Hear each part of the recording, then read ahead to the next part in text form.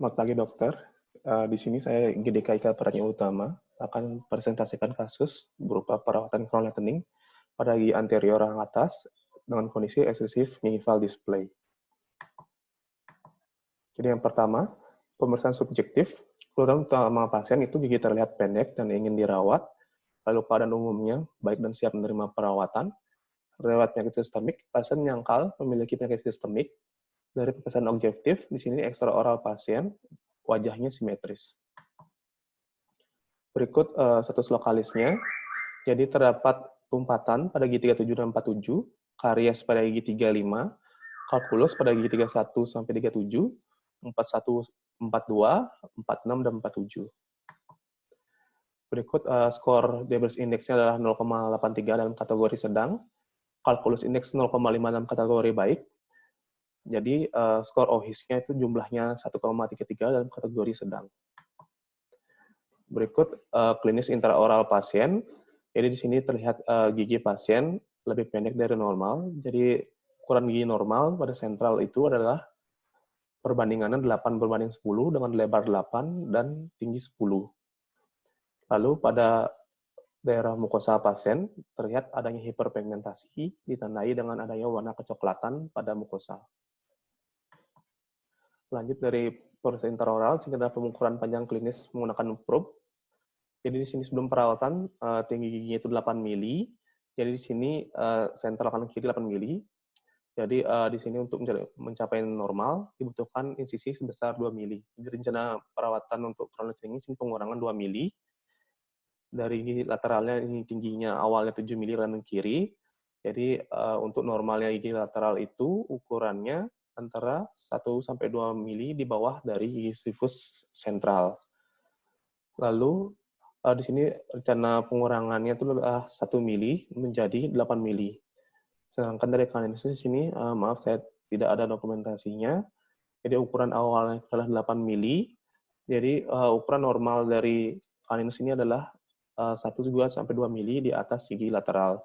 Jadi yang gigi lateral ini yang awalnya yang setelah perawatannya di 8 mili, jadi yang caninus awal 8 mili akan dikurangi 1 mili menjadi 9 mili. Lanjut dari diagnosa yaitu altered passive eruption dengan cara perawatan fase inisial DHE, scaling, restorasi gigi 35.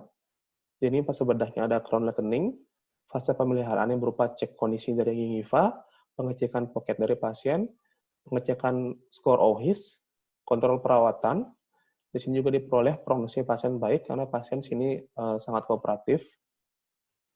Lalu jalannya perawatan, jadi perawatan diawali dengan asesis pada daerah yang akan dianestesi dengan povidone iodine. Di sini menggunakan cotton roll, jadi dikeringkan terlebih dahulu, lalu dioleskan povidone iodine. Dilanjutkan dengan pemberian anestesi topikal pada daerah yang akan anestesi menggunakan silokain. Di sini diaplikasikan selama kurang lebih 2 menit agar silokain bekerja dengan baik. Di sini untuk mengurangi rasa nyeri dari proses anestesi blok dan infiltrasi. Dilanjutkan, sini adalah blok dan infiltrasi menggunakan PHK-in. Di sini blok pada nasopalatinus dan infiltrasi pada labialis. Jadi ditunggu beberapa saat sampai kebas, dicek dengan menggunakan sonde. Jadi setelah kebas, dilanjutkan dengan pembuatan bleeding point. Sini pada setiap gigi, pada daerah mesial, labial, dan distal. Bisa dilihat di sini ada 3 titik. Jadi tinggi titik ini sama seperti rencana perawatan pemotongan sebelumnya. Jadi sentral 2 mili, lateral 1 mili, dan caninus 1 mili.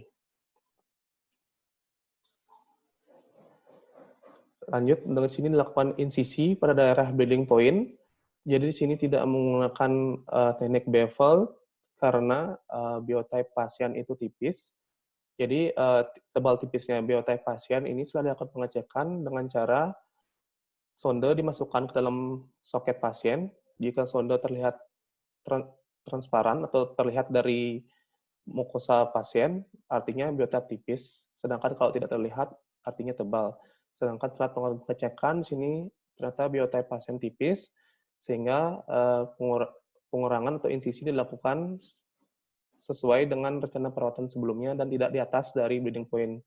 Di sini juga untuk menghindari terjadinya adanya resesi gingiva setelah kontrol pasien nantinya. Lalu di sini baik lakukan insisi dengan blade nomor 15 pada tiap gigi tanpa menghilangkan dari papilanya. Jadi di sini dilakukan bertahap pada tiap gigi. Lanjutkan dengan kuretase. Di sini tujuannya untuk menghaluskan bagian tepi dari yang telah diinsisi tadi. Jadi jika terdapat ada jaringan-jaringan yang masih tersisa, dirapikan dan dibersihkan dengan kuret geresi. Lalu setelah itu diirigasi dan dilanjutkan dengan proses scraping atau depigmentasi pada daerah yang hyperpigmentasi. Berikut adalah hasil dari insisinya. Terlihat di sini gigi regio 1 lebih panjang dibandingkan regio 2 yang belum dilakukan crown lightening.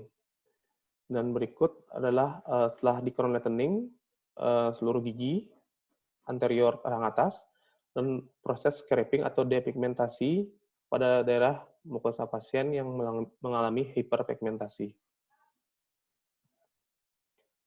Lanjut, daerah bedah dilakukan diaplikasikan periodontal pack untuk mengurangi daerah bedah dari adanya sentuhan atau debris yang ada pada mulut pasien. Lalu di sini pasien juga diberikan medikasi berupa amoxicillin 500 mg, asamifenamat 500 mg, dan sulfidon iodine gargle. Adapun KIE-nya, yang pertama, pasien diminta untuk menjaga oral hygiene, tidak menggosok gigi pada daerah bedah. Jadi sebagai gantinya menggunakan obat kumur, lalu meminum antibiotik secara teratur sampai habis, minum analgesik bila terdapat keluhan sakit, hindari makan dan minuman yang panas, hubungi operator jika ada keluhan, dan kontrol 1 minggu kemudian. Baik, pada kontrol pertama dilakukan lagi pengukuran dengan probe. Di sini diperoleh tinggi sudah sesuai dengan rencana perawatan pada gigi 11 10 mili, 12 8 mili, 13 9 mili.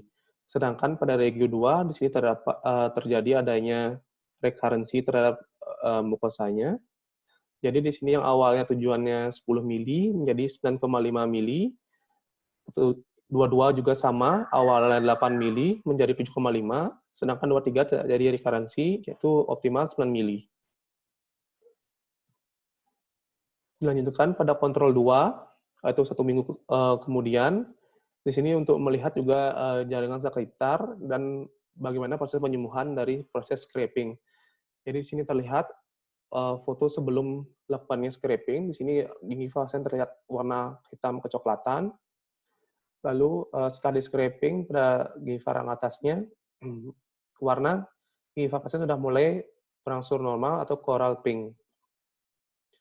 Dan dari pemeriksaan selama kontrol 1 dan 2, pasien tidak memiliki keluhan pada daerah bedah, tidak dapat inflamasi, dan jaringan sekitar dan warna gingiva kembali normal.